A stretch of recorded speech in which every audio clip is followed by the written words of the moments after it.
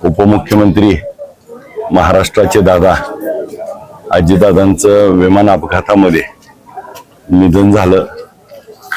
त्यांच्या जाण्याने या महाराष्ट्र पोरका झाला। या महाराष्ट्रामध्ये दुःखाचं सावट पसरलंय।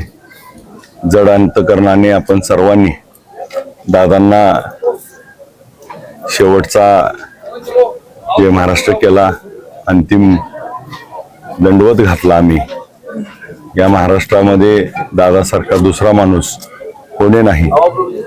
दादांना आज अस्थि श्री क्षेत्र पंढरपूर या ठिकाणी चंद्रभागा नदीमध्ये विसर्जन करण्यासाठी आले असता सर्व शोकाकुळ सर्व पदाधिकारी यांनी जड अंतकरणाने दादांच्या अस्थीचं दर्शन घेतलं आणि सर्वांनी दादांच्या आत्म्यात चिरशांती लाभो, दादांचा विचार असाच तेवत आमच्या सर्वांच्या मनात आणि दादा जसे कृतिशील नेते होते तसाच कृतीतून आम्ही आमच्या भविष्य काळामध्ये ठेवण्याचा आम्ही सर्वजण संकल्प करून दादांच्या अस्थीचं आज विसर्जन केलंय।